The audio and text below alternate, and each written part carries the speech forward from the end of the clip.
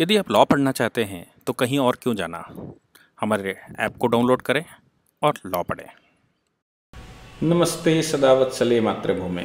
कभी कभी एक ही दिन में देश में कई खबरें आ जाती हैं, कोर्ट की कई एक डिसीजंस आ जाते हैं। आज मुझे लगता है गुड फ्राइडे है। गुड फ्राइडे हम आज इसके दिन को कह सकते हैं, क्योंकि पहले सुबह सुबह कंगना रनावत के मामले में ऑनरेबल कोर्ट ने डिसाइड किया कि बीएमसी ने जो उनका घर गिराया है वो इलीगल है, अनकॉन्स्टिट्यूशनल है, और उसके साथ साथ संजय राउत को आड़े हाथों लिया, उद्धव सरकार को आड़े हाथों लिया, और इसके बाद उस पर एक इंडिपेंडेंट इंक्वायरी बिठा दी, एक वैल्यूअर बिठा दिया, और ये कहा गया कि कंगना रनावत गलत नहीं थी, बीएमसी रिवेंज निकाल रहा है। संजय राउत के स्टेटमेंट का ये नतीजा है कि संजय राउत के स्टेटमेंट की वजह से ऐसा हुआ। ये सब कुछ मैंने उस पर एक पूरा लेक्चर बनाया था कि कानूनन क्या है।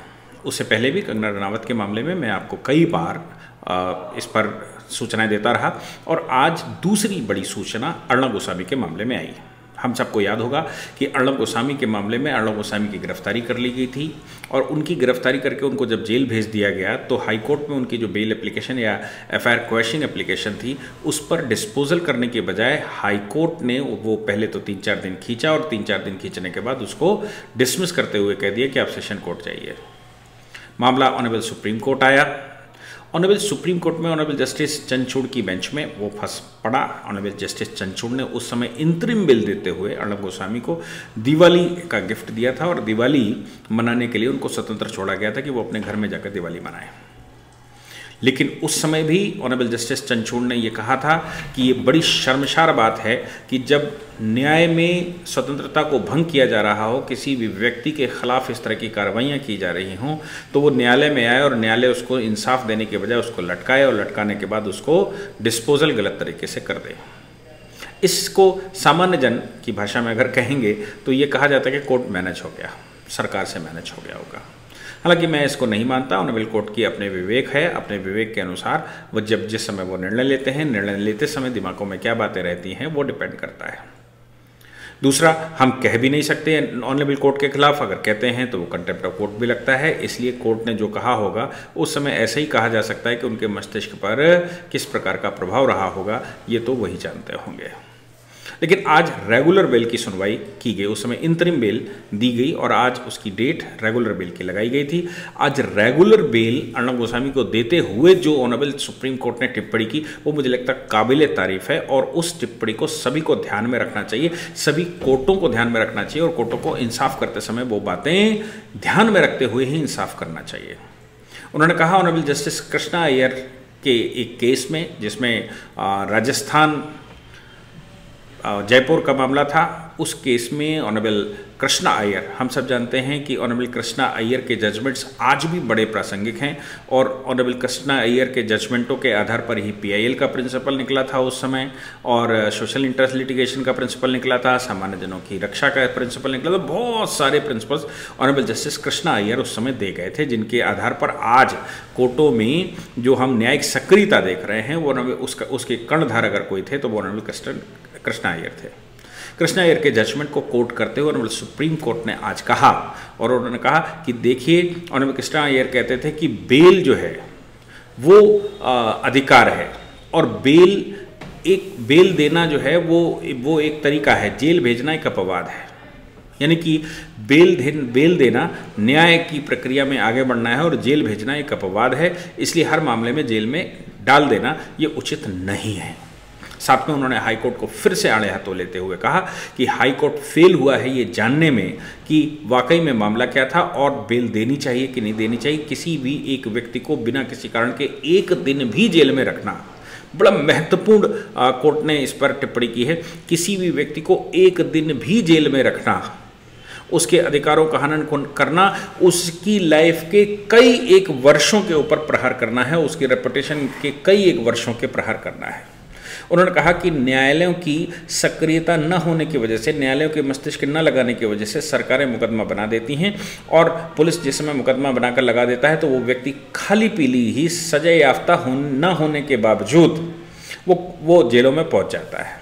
और जेलों में अपनी लाइफ काटना शुरू कर देता है और विचाराधीन हो जाता है। बिना किसी कारण के ही मामला विचाराधीन हो जाता है, क्योंकि एफआईआर के बेस पर गिरफ्तारी हो गई, गिरफ्तारी के बाद उसको बंद कर दिया गया और एक उल्टी सीधी जो चार्जशीट लगा दी गई, जो भी टाइम 90 दिन का या 60 दिन का रहता है, और 60 दिन 90 दिन में जो चार्जशीट लगाई गई उसमें मालूम पड़ा लूज पोल्स थे। उसके बाद उसकी बेल हुई, लंबे समय तक वो कोर्ट में घसीटता रहा और उसके बाद केस खत्म हो गया। लेकिन वो अगर 60 दिन भी जेल में रहा बेल लेने से पहले, वो 90 दिन भी जेल में रहा बेल लेने से पहले, या वो 6 महीने साल भर भी जेल में रहा बेल लेने से पहले, तो फिर इसमें उसका दोष क्या है? इसमें न्याय भंग हो रहा है, न्याय नहीं है और सक्रियता न होने की वजह से ये सब कुछ चल रहा है। उन्होंने कहा हाई कोर्ट के पास तो आर्टिकल 224 में 226 में इतनी पावर है कि वो ध्यान से देखे कि कहीं एब्यूज ऑफ जस्टिस तो नहीं हो रहा है, कहीं न्याय का उल्लंघन तो नहीं हो रहा है, हमारी निचली अदालतें कहीं कुछ गलत तो नहीं सोच रही, कुछ भटक तो नहीं गई हैं। और हमारी निचली अदालतें अगर भटकी हुई हैं तो ये कर्तव्य हाई कोर्ट का बनता है कि वो उनको सुधारें और उनकी भूलों को सुधारें, ना कि हाई कोर्ट भी स्वयं भूल करे। ये हाई कोर्ट को शोभा नहीं देता। इतनी कठोर टिप्पणी आज ऑनरेबल जस्टिस चंद्रचूड़ ने की। साथ में उन्होंने लोअर कोर्ट्स और डिस्ट्रिक्ट कोर्ट्स को भी हवाला दिया। उन्होंने कहा कि ये डिस्ट्रिक्ट कोर्ट और लोअर कोर्ट की भी जिम्मेवारी बनती है और उनकी ही जिम्मेवारी बनती है, क्योंकि प्राइमा फेसाई जो व्यक्ति हाई कोर्ट नहीं पहुंच सकता या जिसके पास इतने संसाधन नहीं है कि वो हाई कोर्ट पहुंच सके, वो व्यक्ति न्याय कैसे पाएगा? उस व्यक्ति को न्याय का कोई साधन नहीं होता। इसलिए निचले न्यायालय की जिम्मेवारी बनती है कि उसको कोशिश करें कि उस पर ध्यान दें कि वो जेल ना जाने पाए। अगर अब अपवाद के रूप में आवश्यकता हो तो ही व्यक्ति को जेल भेजा जाए, अदरवाइज पुलिस की चार्जशीट या पुलिस की जो एफआईआर है या पुलिस की जो प्राइमा फेसाई केस बनता है उसके आधार पर हर व्यक्ति को जेल भेज देना और आंख बंद करके ऑर्डर पर साइन करना, रिमांड मांगा तो रिमांड दे देना और जेल में बंद करना तो जेल में बंद कर देना और चार्जशीट जब लगेगी तब लगती रहेगी, तब तक व्यक्ति जेल में है।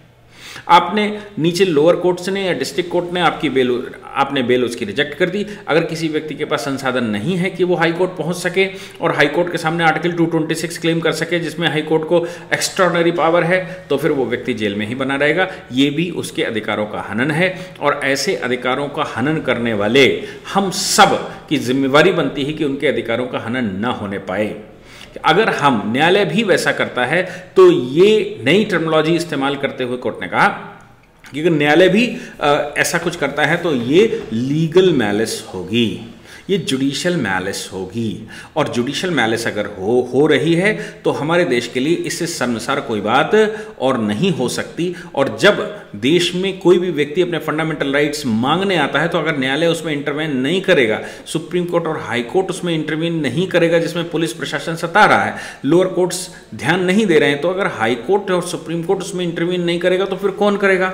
और अगर उस समय तो कोर्ट ने पिछली बार 11 नवंबर को सुनते हुए ये तक कह दिया था कि अगर हम आज इंटरफेयर ना किए तो जस्टिस की हत्या होती दिखाई दे रही है, जस्टिस खत्म होती दिखाई दे रही है, देश में अव्यवस्था फैलती हुई दिखाई दे रही है, इसलिए हमको इंटरवीन करना पड़ेगा। इसलिए उन्होंने उस समय इंतरिम बेल दी और आज अर्णब गोस्वामी को पूरी बेल देते हुए कोर्ट ने कहा कि उनकी एफआईआर क्वेश्चन की एप्लीकेशन कंसिडरेशन में है जिस पर फैसला होना है, तब तक के लिए इंतरिम बेल देना ही हाई कोर्ट की जिम्मेवारी बनती थी। और लोअर कोर्ट को भी ये बनता है कि अगर मामला कोई गंभीर नहीं है या नहीं बनता है तो जेल अपवाद के रूप में भेजा जाए, जबकि न्याय के रूप में उसको बाहर रहना चाहिए। किसी भी व्यक्ति की एक दिन की स्वतंत्रता भंग करना भी अपराध है। एक दिन के लिए भी उसको जेल में रखना या उसको हवालात में रखना और या उसको इस प्रकार के डिटेंशन में रखना उसके अधिकारों का हनन है। तो हमारी जिम्मेवारी बनती है कि हम इन्वेस्टिगेट करें, ये हमारी जिम्मेवारी बनती है कि हम सब कुछ ढूंढें। व्यक्ति को पकड़ कर रखना उपाय नहीं है। व्यक्ति को तभी पकड़ा जाए जब आपको गंभीर इनजस्टिस की संभावना हो, जब आपको लगे कि नहीं ये व्यक्ति बाहर निकलकर इस मामले में एविडेंसेस को प्रभावित करेगा, इस मामले में जांच में प्रभाव डालेगा और इस मामले में जांच नहीं होने देगा। ऐसी ही परिस्थितियों में उस व्यक्ति को जेल भेजा जाना चाहिए। अदरवाइज ऐसे सभी व्यक्तियों को जेल में भेजना कोई उपाय नहीं है। उपाय उसको बाहर रखना है और जेल में भेजना एक अपवाद है। मुझे लगता है ऑनरेबल जस्टिस चंद्रचूड़ ने जो आज रीजनिंग दी वो काबिल तारीफ है और न्याय की दृष्टि में ये एक परफेक्ट कदम है। हमको आज दो बड़ी सूचनाएं मिली जिसमें कंगना रनावत दोनों ही महाराष्ट्र की हैं, खास बात यह है, और दोनों ही महाराष्ट्र की सरकार के अत्याचार से दबे हुए लोग हैं, क्योंकि महाराष्ट्र की सरकार की कुछ कमियों को इन दोनों ने पब्लिक फोरम पर बोला, तो बोलने का नतीजा ये निकला कि आप कैसे बोल सकते हैं, आपको हम जेल में डालेंगे, आपका घर तोड़ देंगे, आपके खिलाफ मुकदमे कर देंगे। तो अभी पीछे हमने देखा था कि कंगना रनावत के मामले में कोर्ट से जो नोटिस हुआ था, उस नोटिस को भी हाई कोर्ट ने उस समय क्वेश्चन नहीं किया है, स्टे किया है। और साथ में अभी कंगना रनावत में बीएमसी के मामले में ये हुआ, और अर्णब गोस्वामी के इस मामले में भी हमको बड़ी अच्छी रिलीफ मिली। मुझे लगता है कि ये हमारे देश की जो न्यायपालिका है, न्यायपालिका के बारे में हम कैसा भी सोचते हों, लेकिन न्यायपालिका के सामने अगर सही से आर्गूमेंट हो जाएं, अगर मैटर उनके सामने सही से फैक्ट उनके सामने रख दिए जाएं, तो मुझे लगता है इससे बड़ी जीत और देश के न्याय की कुछ नहीं हो सकती। न्यायालय उस पर निर्णय देते हैं, और ऑनरेबल जस्टिस चंद्रचूड़ का ये निर्णय मुझे लगता है कि उस राह में एक और कदम, एक मील का पत्थर साबित होगा। इसलिए ऑनरेबल सुप्रीम कोर्ट और हाई कोर्ट को साधुवाद करते हुए मैं इस मामले को यहीं समाप्त करता हूँ। Thank you very much. इस पूरी ऑर्गेनाइजेशन को चलाने के लिए आप नीचे डिस्क्रिप्शन से हमारे ऐप को डाउनलोड कर सकते हैं, जिससे कि लॉ स्टूडेंट्स को, लॉयर्स को और आम आदमी जो लॉ जानना चाहता है वो पेड क्लासेस का लाभ ले सकता है।